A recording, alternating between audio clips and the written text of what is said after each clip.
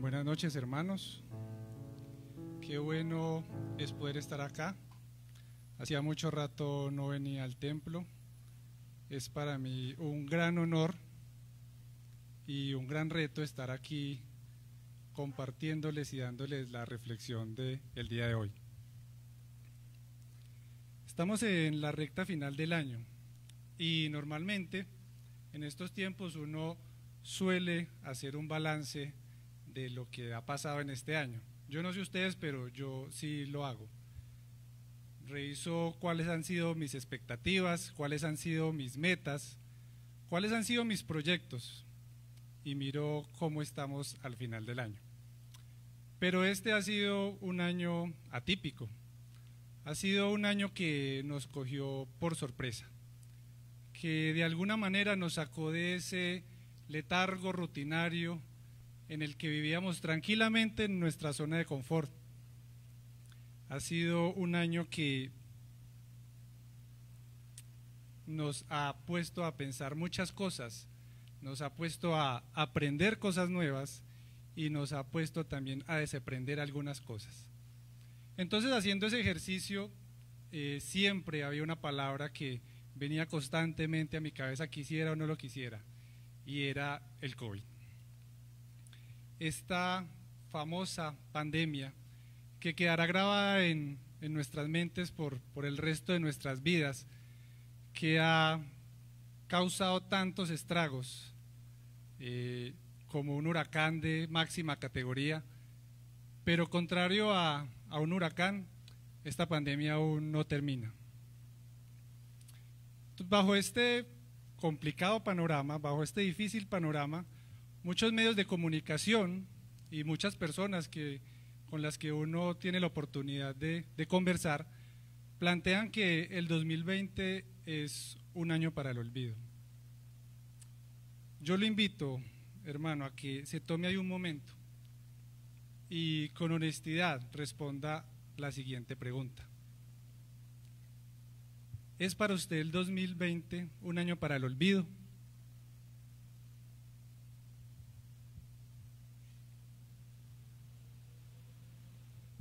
Acompáñeme por favor a leer el siguiente pasaje en Isaías 7, capítulo 7, versículo 14.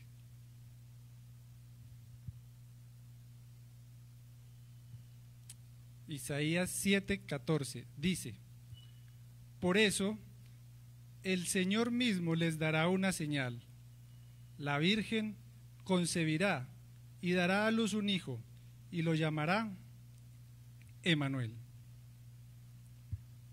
Para esta reflexión vamos a remontarnos un poco a la historia del pueblo de Israel. Durante mucho tiempo estuvieron cautivos, siendo esclavos, y sus súplicas fueron respondidas por Dios.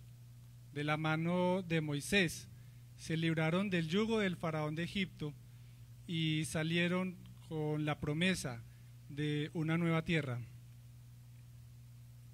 Posteriormente, siglos después, llegaron las monarquías de Saúl, David y Salomón, que lograron consolidar ese pueblo como una potencia comercial. Había abundancia, todos gozaban de una nueva vida, una vida muy diferente a la que tenían como esclavos. Era una vida placentera en la tierra prometida. Tal vez muchos tenían sus rebaños, tenían sus cultivos, sus negocios, porque el Señor había sido fiel. Qué bueno se siente cuando contamos con el favor de Dios. Pero de repente ocurrieron una seguidilla de acontecimientos que les cambiaron la vida por completo, los sacaron de esa zona de confort en la que estaban. Se convirtieron en exiliados, perdieron su autonomía, fueron agobiados por varios imperios y nuevamente bajo el poder del Imperio Romano eran parias en su propia tierra.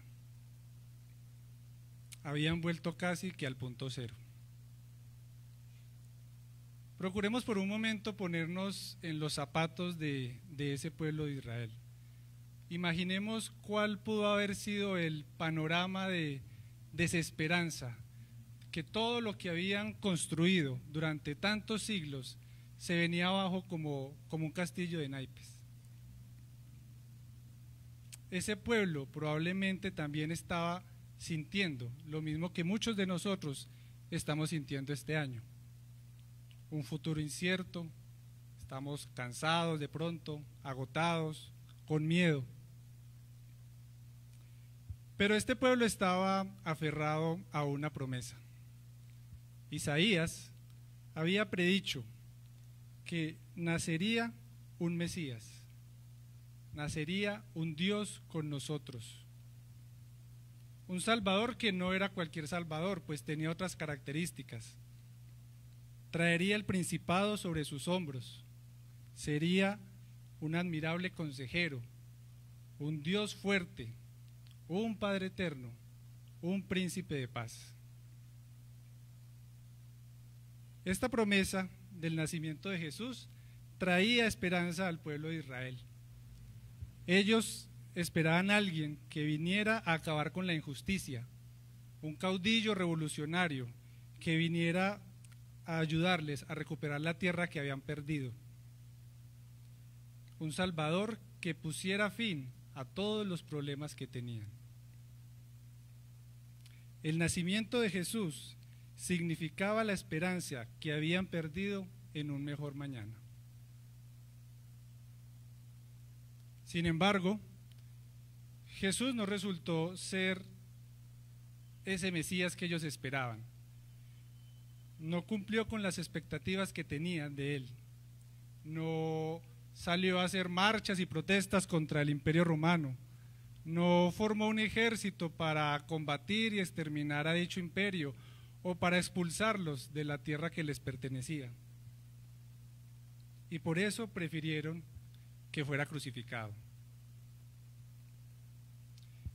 Ellos, hermanos, no lograron ver que Jesús sí los libró de un yugo, los libró del yugo del pecado. Y no lograron ver que Jesús sí les dio una nueva tierra, una morada eterna junto al Padre. Entonces, retomemos por un momento la pregunta que les hice al principio. ¿Es para usted el 2020 un año para el olvido? Probablemente usted haya contestado con un sí rotundo, en mayúscula sostenida. Tal vez usted se quedó sin trabajo, tal vez le bajaron el salario. De pronto usted tenía alguna propiedad que le estaba dando un dinero y ahora está desocupada.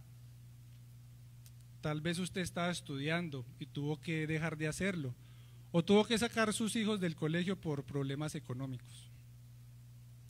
Tal vez no pudo hacer ese viaje que tanto había soñado, que tanto había planeado. Y no nos fijemos solamente en las cosas materiales. Tal vez su salud física y emocional se haya deteriorado por el encierro, por el miedo, por la incertidumbre del mañana. Tal vez su fe se haya resquebrajado y haya hecho que se enfriara un poco su relación con Dios. Todas estas cosas se van formando como nubes negras que van nublando nuestra vista hacia un futuro prometedor y esperanzador. Mañana se celebra el nacimiento de Jesús, el motivo central de esta Navidad. Mañana nace la esperanza. Debe haber gozo y regocijo en nuestros corazones, porque nace esa esperanza que hace 2020 años vino al mundo y que debe seguir siendo nuestra esperanza. Yo lo invito a que a partir de mañana usted mire ese panorama sombrío y desolador con otros ojos, con los ojos de la esperanza. Porque si después de tantos meses difíciles aún estamos aquí, aún tenemos vida, aún tenemos un techo donde resguardarnos, aún tenemos un bocado de alimento en el día, Aún tenemos una familia a la cual ver y con la cual hablar. Yo pensaría que por el contrario, el 2020 es un año para recordar. Es un año para recordar la gracia, el amor, la misericordia, la bondad de nuestro Señor Jesucristo. Cuando el pastor Ricardo me pidió hacer esta reflexión, me pareció muy cómico que fuera justo el día antes de la Natividad. Yo pensé, pero ¿será que salen a vacaciones? Pero entendí que Dios tenía un propósito, como siempre lo tiene para todo. Meses atrás vengo intentando entender, desde que esta pandemia se acomodó en nuestras vidas, intentando resolver la pregunta que se hace todo cristiano: ¿y para qué, Señor? ¿Cuál es tu propósito con esto? Dios utilizó esta invitación del pastor para responderme esa pregunta. Dios me respondió: para mostrarte que estoy contigo, que soy Emmanuel. Yo espero, hermanos, que si ustedes tienen la misma pregunta que yo me estoy haciendo, hoy haya sido resuelta y nazca en ustedes la esperanza que nació en mí. Ahora, la palabra que viene a mi cabeza no es COVID, ni coronavirus, ni pandemia, sino Emmanuel. Por eso, el Señor mismo les dará una señal. La Virgen concebirá y dará a luz un hijo, y lo llamará Emmanuel. Hermanos, no tengamos temor de la incertidumbre del mañana. Esa incertidumbre es el ambiente perfecto para que nuestro Padre Dios pueda mostrar todo lo que es capaz de hacer por amor a nosotros, sus hijos. Terminemos con una oración.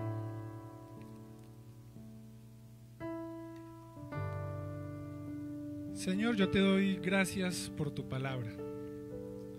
Gracias porque es una palabra viva, porque permanece en el tiempo. Yo te pido, Señor, que traigas esperanza a nuestros corazones. Yo te pido, Señor, que aquellos que en este momento no ven un futuro y que solo ven incertidumbre, te vean a ti, vean al Rey de Reyes, al que vino al mundo y al que venció. Permite, Padre, que nuestra Navidad sea para alabarte y bendecirte y darte gracias, porque prometiste estar con nosotros, Señor, y porque lo estás, porque son muchas las razones que tenemos, Padre, para darte gracias, porque hay personas que tal vez no están en las mismas condiciones que nosotros. Así que ayúdanos a alabarte y agradecerte en todo momento, Señor, y a no olvidar que tú viniste al mundo a ser Emmanuel, Dios con nosotros. Dios les bendiga, hermanos.